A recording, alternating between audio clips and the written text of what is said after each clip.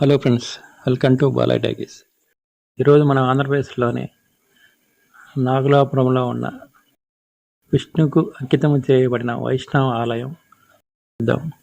ఇది మత్స్యనారాయణ లేదా వేదనారాయణ అని పిలుస్తారు. విష్ణువు దశావతారంలో మొదటి అవతారమైన మత్స్యావతారంలో విష్ణువు ఇక్కడ ఉంటాడు.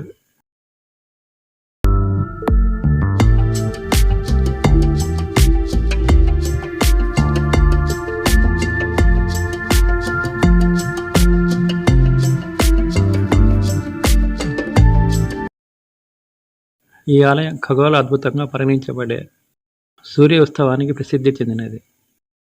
ఈ పండుగ సందర్భంగా సంవత్సరంలో 3 రోజులు సూర్యకిరణాలు గర్భగృహంలోని ప్రధాన దేవత వేదనారాయణపై నేరుగా పడతాయి. సూర్యకిరణాలు సాయంత్రం ఆలయ గోపురం నుండి గర్భగృహం వైపు 360 అడుగుల దూరం ప్రయాణిస్తాయి. మొదటి రోజు కిరణాలు దేవత పాదాల మీద, రెండవ రోజు నాభిపై, మూడవ రోజు కిరీటంపై పడతాయి.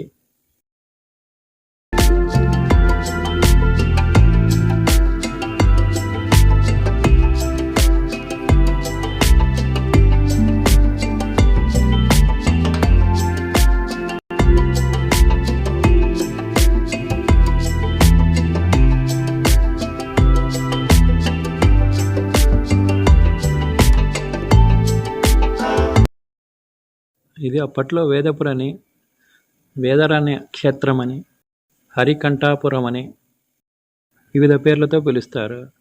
సోమకాసుడనే రాక్షసుడు బ్రహ్మదేవుని వద్ద ఉన్న వేదాలను దొంగలించి సముద్రంలో దాచినప్పుడు శ్రీ మహావిష్ణువు మత్స్యావతారం దాల్చి సముద్ర గర్భమున సోమకాసుడిని సంహరించి వేదాలను తెచ్చి ఈ స్థలంలో బ్రహ్మ ఇచ్చినట్లు స్థల పురాణంగా చెప్పబడుతుంది.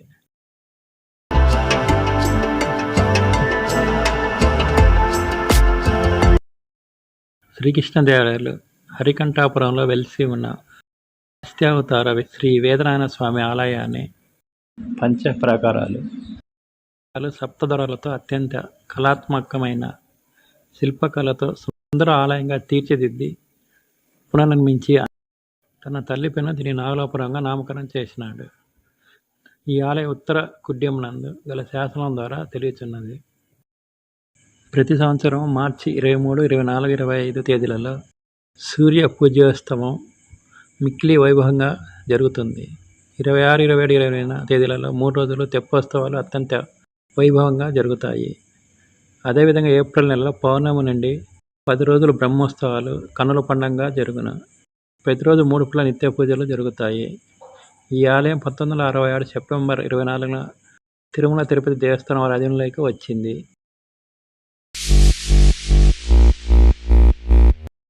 ఈ ఆలయ ప్రధాన గోపురం ముందున్న ద్వారం అతి విశాలంగా ఉన్నది.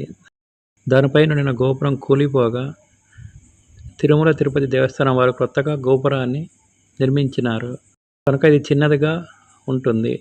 ఈ ప్రాంతంలో కొబ్బరి తోట, పూల తోటలు ఉన్నాయి. మరి ఎటువంటి కట్టడాలు లేవు. ఈ ఆవరణ వెనుక నుంచి చిన్న ద్వారం పైన మత్స్యావతార చిత్రాన్ని చూడవచ్చు. ఇది ఆలయంలోని ప్రధాన మూల విరాట్కు ప్రతిరూపము. ఆలయ ప్రధాన గోపురం చాలా విశాలంగాను చాలా ఎత్తుగాను ఉంది. ఈ దేవాలయం తిరుపతి నుంచి 66 కిలోమీటర్లు, పుత్తూరు నుంచి 30 కిలోమీటర్లు, నగరి నుంచి 29 కిలోమీటర్లు దూరంలో ఉంది.